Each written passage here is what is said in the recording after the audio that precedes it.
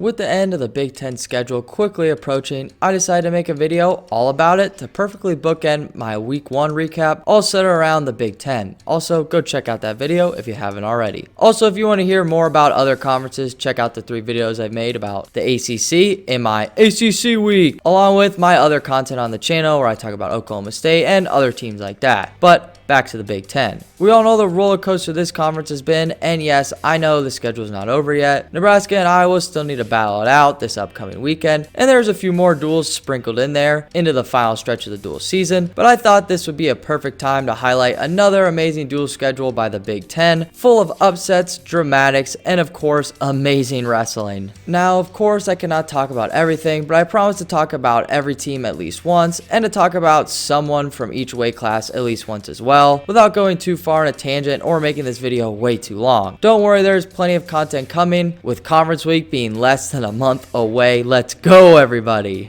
But before we jump into that, what's going on, everyone? My name is Tanner, and this is TrueTan Wrestling. I primarily make duel and tournament recaps, all centered around the Division I college sport, wrestling. If this video piques your interest, be sure to leave a comment and hit that like button for more content in the future. If you end up loving this video, be sure to hit that subscribe button, much appreciated. Now, without further ado, let's talk about the best conference in college wrestling and the crazy train of a season these schools had in the second half of the season. The massive highlight, obviously, in the Big Ten schedule was the Iowa versus Penn State duel, which I made a video completely recapping, so go check it out. But I had to mention it here once again, especially since I've been a few weeks removed from it. This duel was semi-telling for both teams, but what did we really learn from it besides that this was an awesome duel to watch? Well, we saw at heavyweight that Cassiopeia of Iowa is still in the conversation to maybe make the finals of NCAAs. And it will significantly help him if he can make the finals of the Big Tens, especially since he will more than likely be the 2nd seed and Paris will more than likely be the 4th seed at Big Tens. Kerfley will probably be the 3rd seed, so it'll be a battle at Big Tens to be on the opposite side of Gable at Nationals. The only problem is Schultz more than likely is going to be the 2 or 3 seed at Nationals because he'll probably be undefeated and a Pac-12 champ more than likely.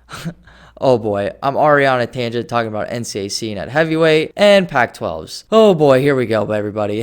But we also saw Starocci at Penn State go against Kemmer of Iowa once again, and they are literally razor thin between who gets the victory in those matches. I could see either one of them winning Big Tens or Nationals at the end of the day. Like before though, it is going to come down to who can get that one and only takedown or just grind out that end of time ride out. Up and down both lineups in that duel, I saw some of the best wrestling all season, and I am sure conferences and nationals will make me eat those words, but man, what an amazing duel, I can't say it enough. Another Big Ten highlight I wanted to talk about was the come-up story of the Wisconsin Badgers, who might be the most improved team from last season, and especially with some of their talent that they lost. Their 2020 team was pretty dang good, so losing some of those seniors, along with Wick transferring to Cal Poly, clearly put Bono up against the wall, especially with a very underperforming 2021 team. But he clearly used some of his transfer portal sweet talking and excellent recruiting to go from an underperforming COVID year team to probably one of the top 5 Big Ten teams this season with a ton of standout transfers and outstanding freshmen like the standout Hamidi at 165, who only lost to Alex Marinelli of Iowa this season, but has smashed several other national qualifier level guys at 165. Some other teams to mention that might not always get some love in the eyes of the fans are Illinois, who has some great guys like Bird, who is clearly the 3rd best guy at this weight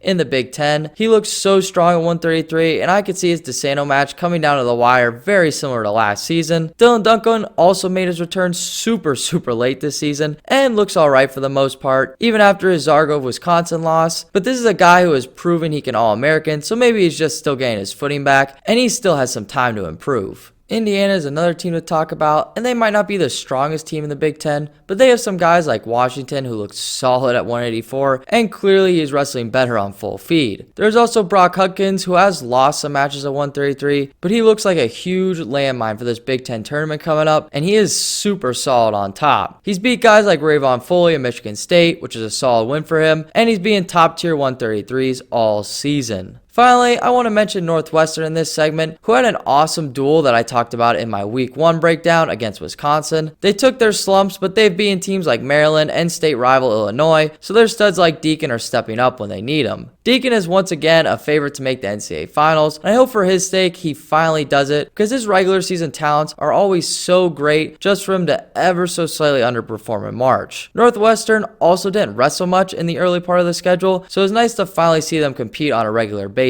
this half. Northwestern also has returning All-Americans Yaya Thomas at 149 and Chris Can at 133, who are slightly underperforming this year, but we know they can pop off based on their performances. They also have DiAgostino at 125, who only started wrestling in the Big Ten half of the year, and speaking of 125, this weight is all over the place without Spencer Lee. To be honest, normally it was Spencer Lee and then it was a battle for second with crazy stuff thrown in there all the time, but man, now it is all crazy with no clear dog with Spencer Lee out, except, well, maybe Siriano of Michigan, I guess. Like every year, 125 is one of the strongest weight classes, so that's the reason it's all over the place. It's just very deep in the Big Ten, and this year is no different, sort of explaining the unpredictable nature. Minnesota's McKee has dropped several matches, mostly to top tier guys at this weight, but when you are the returning third place finisher at Nationals, you think you would be a little bit more consistent, but maybe it'll show us it only really matters in March once again. One of the 125s I'm really high on, and he wrestles for a team that I'm actually really enjoyed following this season, for that matter, was Ohio State. I'll be honest, the Buckeyes always have a super fun top tier team, but they have fallen off a little bit from their peak years from just a few years ago, but those teams were savages, but that was then and this is now, and despite being the 4th best team in the Big Ten, they are still loaded. The 125 I was alluding to just a couple seconds ago is obviously Malik Heinzman for the Buckeyes, who has been making some serious gains and continues to grow year over year. He beat Iowa freshman Drake Ayala. He beat Latona of Virginia Tech, who is a returning All-American despite his shaky year this season. And he's beat Shaver of Rutgers on top of several other wins to add on to his tough resume. They also clearly have their returning silver Sammy Sasso at 149, who has looked pretty good and he's clearly being super scouted this year. And his matches are relatively close for the most part, but he's still winning and he's only really lost to top tier Yanni Diakomahalis of Cornell, who is number 1 at the weight. Then the big boys like Carson Karchla at 165, who is a savage, only losing to a returning champ from last year, Shane Griffiths of Stanford, and he also beat Alex Marinelli of Iowa, which is not easy to do in the regular season. Rocky Jordan at 184 has been getting some nice wins under his belt, and the roster battle continues between him and Caleb Romero, who won CKLV and has looked amazing up at 184.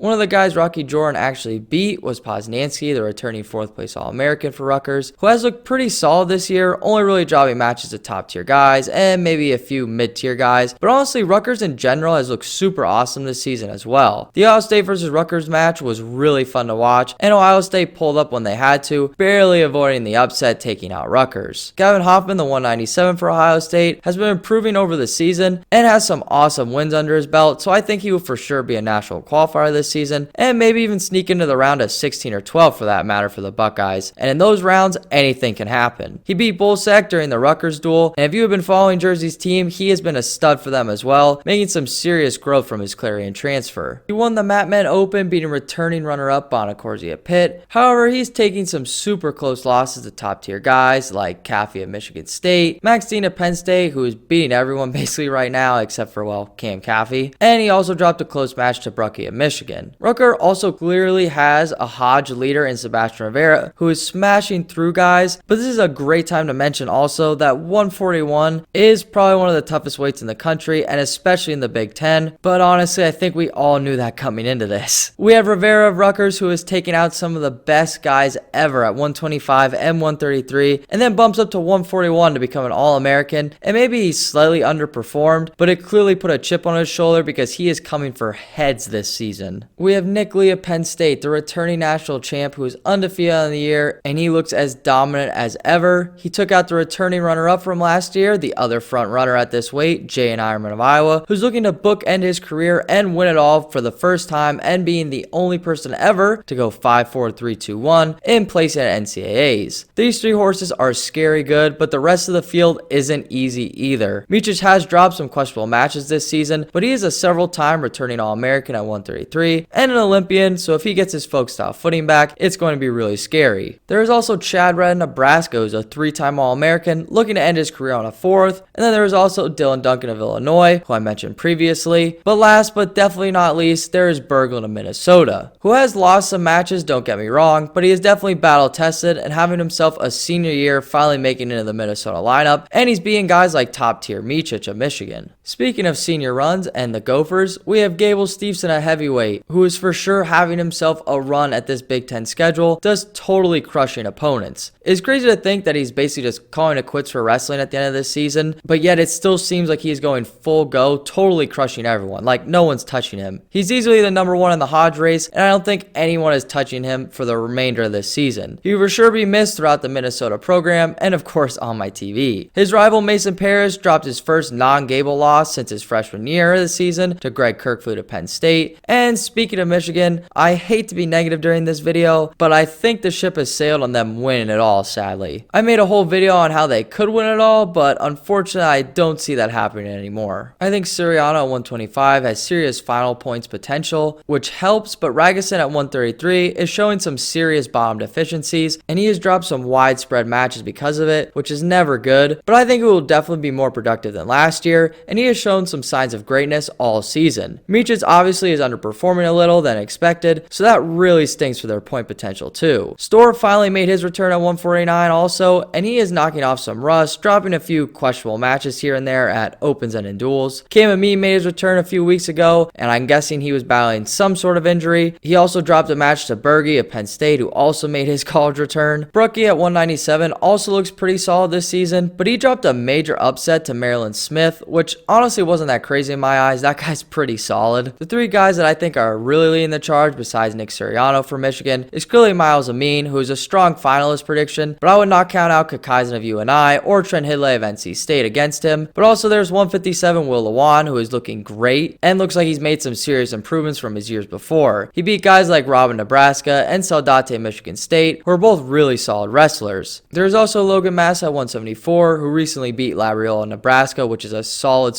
win, and he pushed the returning national champs Rocky to the absolute wire, so do not count him out this March. Overall, I hate to say it, but unless some of these underperformances turn around in a massive way, I'm not too sure if they will get a first place trophy, but they still have some time and the resources to do it, so don't count out the Wolverines just yet. Now to talk about some more growing teams, Maryland is a team that is slowly building this year, and this is a great year for them honestly, showing some big returns on their investments. Smith at 197, like I mentioned, has been battling injuries his entire career, and it's finally turning around for him, with him getting some great wins like beating Brookie at Michigan, a returning All-American, and placing at Southern Scuffle. And then of course there was Cochran at 184, who'll be a returning All-American and several top tier wrestlers to win it all at Southern Scuffle. Man, 184 is just another solid weight class in the Big Ten, jeez. The Purdue Boilermakers is another team that always has been super solid these past few years, but this season they really have some performances where it just all came together. They got a win over a solid Minnesota squad, which was a nasty fun duel, and a duel that I covered in my week 1 recap. They beat Nebraska, which was awesome for the Purdue program to say the least. Their senior Schroeder at 125 returns for his final season, and he's definitely making the most of it, getting a lot of solid wins, along with guys like their 197 Panola, who has some ups and downs throughout this season, but for sure has nice wins on the year. Speaking of Nebraska, they're a team that has honestly been all over the place this year, with either injuries setting them back or just underperformances. But when all 10 of those guys are on, they look solid and they could really push for something in March in my opinion. Their 165 Bubba Wilson got the biggest win of his career so far, knocking off returning All-American Cam Amin of Michigan, which was a thriller match to say the least. Rob has fallen off a little bit, dropping some top tier matches, but he has beat returning national champ at 149 Austin O'Connor of UNC way early in the year and pushed David Carr to an overtime match. Labriola has been a consistent All-American for them, and I don't know if he'll be competing for a final or anything, but I see him returning to the top 8 stand in March once again. They also have a solid heavyweight in Lance, who is a little overshadowed by the Big 4 in the Big Ten, but he is a really solid heavyweight for sure. Schultz is also a wrestler with a chip on his shoulder at 197, after being the second seed and not placing at Nationals last year. And previous mentioned Chad Red at 141 is always fireworks, along with Ridge Lovett at 149, who has been a walking highlight reel for the Big Ten this season. Similar to Maryland, Michigan State is showing that their program investment is really paying off, with several of their guys looking like they have made serious jumps from the offseason. Fully an All-American at 125 from a few years ago, was a scuffle champ at 133 this season, and he has been beating some great wrestlers like Ragusin of Michigan. Mazgowinski is sort of unpredictable at 184, but his second half of the year has been super solid, and he's been racking up great wins like a pin over returning All-American Poznansky of Rutgers. And finally, you can't talk Michigan State without talking about their 197-pounder Cam Caffey. This dude has looked great in his second half of the season. He had an alright scuffle losing to returning All-American Beard, the Penn State backup at 197, and other head-scratching losses, but once he beat Max Dean, it has been lights out for him, beating some solid Big Ten foes, and he is going to be a serious frontrunner in the Big Ten tournament and the NCAA tournament for that matter. And finally, we can't have a Big Ten recap without talking about Iowa and Penn State, the two big dogs in the conference. These two are far ahead of the pack, I think, but how close are they to each other? As everyone saw, the duel was razor thin. Go check out my videos talking all about it, but I think Iowa is way closer than we think to Penn State. I think that statement is a little false though if Iowa does not return healthy, but Iowa can clearly compete, especially if they knock off some of Penn State's studs and things switch in their favor for a few matches. I have talked about both these teams a ton, so I'll only highlight a couple of their guys. Some guys are either their top three or guys that have just been interesting, making a lot of noise / improvements throughout this entire season. For starters, Aaron Brooks takes the cake at 184 for Penn State. He has been on fire, looking way more aggressive this season and hunting for bonus points, totally crushing his opponents. There's also Drew Hildebrand at 125 for the Nittany Lions, which is a super nice addition for them. His neutral still needs a little bit of work and it's a little iffy, but he is just as good, if not better, at his top leg offense. Now, I could keep going and talk about all 10 of their guys. I would just like to say RBY 133 is a savage. I made a video with FANCO, description in the link below, all about his career, so I won't go too in depth there either. But I could talk about all of them, but I'm going to highlight Brady Berge here because what a mystery, am I right? This dude comes out of retirement coaching at South Dakota State and wrestles up at 165, knocking off a returning All-American, but then sits for a few weeks and no one really knows why, and people are speculating that he's either staying at 165, but he could also be dropping back down to 157, and of course Kale is no help during media conferences, but I don't blame him really for keeping that close to his chest, but man, is it just confusing.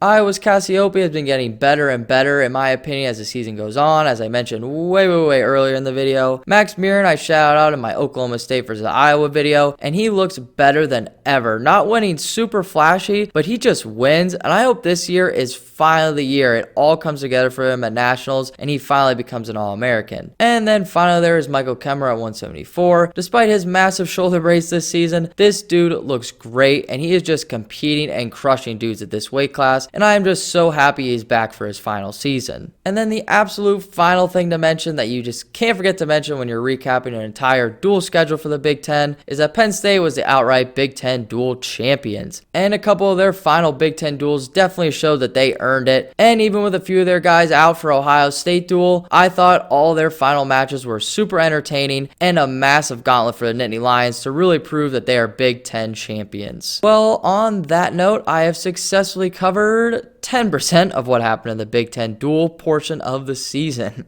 But there's just so much to talk about, and I just wanted to highlight some stuff I thought would be worth mentioning because I clearly can't cover everything because we'll be here for like 10 hours or something. If you have your own thoughts or I missed someone or some team you wanted me to mention, feel free to shoot me a comment in the comment section below. I'd love to hear what you have to say. If you enjoyed this style of video, hit that like button and subscribe button for more stuff like this. Conference weekend is about 2 weeks away, and I am beyond excited, and don't worry, there is a lot of content to come. So if next week is a little light on content, I promise I am just preparing for the massive amount of content that's going to be released for conferences and NCAAs. With all that said, I wish you all an amazing day, and I will see you in the next one. Take care, everybody.